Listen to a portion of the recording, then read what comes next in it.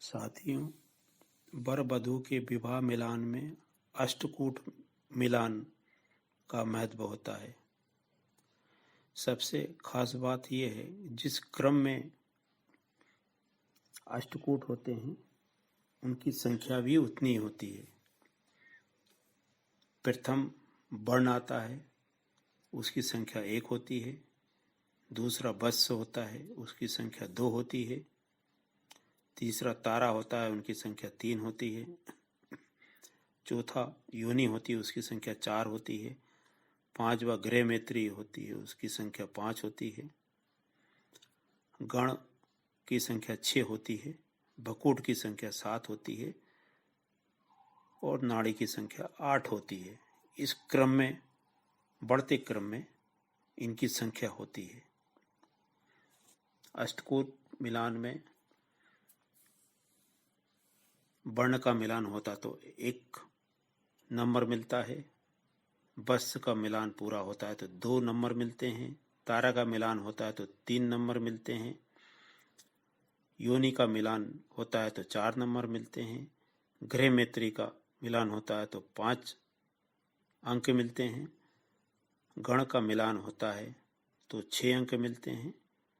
भकूट का मिलान होता है तो 7 अंक मिलते हैं और नाड़ी का मिलान होता है तो 8 अंक मिलते हैं।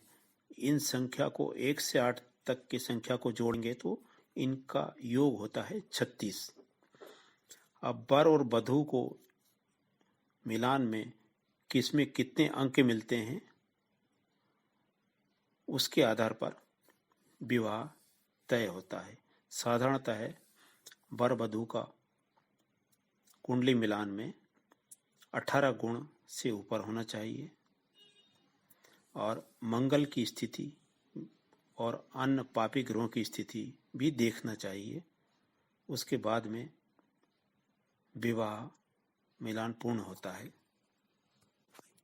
आइए जानते हैं। सबसे पहला होता है वर्ण। वर्ण जो है 4 प्रकार के होते हैं: ब्राह्मण, क्षत्रिय, वैश्य और शूद्र। इनका पूरा मिलान होने पर 1 नंबर मिलता है। दूसरा होता है वत्स गुण। वत्स में क्या क्या आते हैं? वत्स में आते हैं चतुष्पद, मानव, जलचर, वनचर और कीट। इनका पूरा मिलान होने पर 2 नंबर मिलते हैं। उसके बाद में आता है तारा। तारा का क्रम 3 है। पूर्ण मिलान होने पर 3 अंक मिलते हैं। तारा 9 होते हैं: जन्म, संपत, विपत, क्षेम, प्रत्यरि, साधक, बध, मित्र और अति मित्र। विवाह मिलान में विपत, प्रत्यरि और बध को उचित नहीं माना जाता। ये नहीं हो, इसका ध्यान रखना चाहिए। इनका मिलान होने पर 3 अंक मिलते हैं। इसके बाद आता है योनि। योनि का पूर्ण मिलान होने पर 4 अंक मिलते हैं। योनि कौन कौन सी होती है? योनि होती है अश्व की, गज की, मेष की, सर्प की, श्वान की, मार्जा, मूषक, गऊ, महिष, व्याघ्र, मृग, बानर, नकुल और सिंह। ये योनि होती है। इनका पूर्ण मिलान पर 4 अंक मिलते हैं। इसके बाद सबसे महत्वपूर्ण चीज होती है गृह मैत्री। इसके 5 अंक होते हैं। ग्रह कौन से होते हैं उसके बारे में जानते हैं।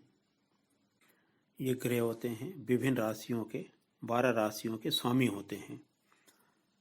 पहला सूर्य, फिर चंद्रमा, फिर मंगल, फिर बुध, फिर गुरु, फिर शुक्र, फिर शनि। ये 5 ग्रह होते हैं। 7 ग्रह होते हैं।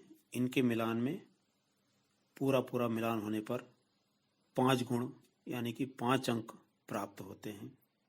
उसके बाद आता है गण मैत्री। इसके अंक पूरे पूरे मिल जाएं तो 6 मिलते हैं। गण कौन कौन से होते हैं? गण होते हैं देवता, मनुष्य और राक्षस। 3 गण होते हैं। इनका पूरा पूरा मिलान हो जाए तो 6 अंक मिलते हैं। उसके बाद भकूट आता है। भकूट के 7 गुण होते हैं। पूरा पूरा मिलान हो जाए तो पूरे अंक मिलते हैं। भकूट 12 होते हैं, यानी कि राशि 12 होती है। मेष, वृष, मिथुन, कर्क, सिंह, कन्या, तुला, वृश्चिक, धनु, मकर, कुंभ और मीन, ये 12 राशि होती है। वर वधू का दोनों का पूरा पूरा मिलान हो जाए तो 7 अंक मिलते हैं। उसके बाद 8वां और आखिरी आता है नाड़ी का गुण। नाड़ी 3 होती है, आदि, मध्य और अंत। इनका पूरा पूरा मिलान होने पर अंक पूरे 8 मिलते हैं। इस प्रकार सबका यदि योग किया जाए तो 36 अंक होते हैं। इसमें से कम ज़्यादा होकर जितने भी वर वधू की कुंडली के मिलान में प्राप्त हो जाएं, उसके अनुसार शादी तय की जाती है कि इनकी शादी हो सकती है या नहीं हो सकती। साधारणतः 18 गुण से ऊपर ही मान्य होते हैं और पूरे पूरे गुण मिल जाएं तो भी अच्छा रहता है। ऐसा नहीं कि 36 गुण मिल गए तो शादी अच्छी नहीं मानी जाती है। लेकिन सबसे महत्वपूर्ण चीज़ होती है गृह मैत्री की। गृह मैत्री शुभदो विवाह, यानी कि जिसकी गृह की मैत्री हो गई उसका विवाह करना अच्छा माना जाता है। वर वधू की कुंडली के मिलान के समय मंगल का भी ध्यान रखा जाता है। पहला, चौथा, 7वां, 8वां और 12वां मंगल का मिलान एक दूसरे से किया जाता है। उसके अलावा लग्न कुंडली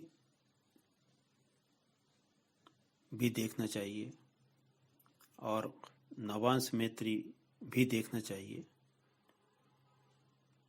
साथ ही हम दोनों की महादशा का भी अध्ययन कर लें तो ज़्यादा अच्छा रहता है।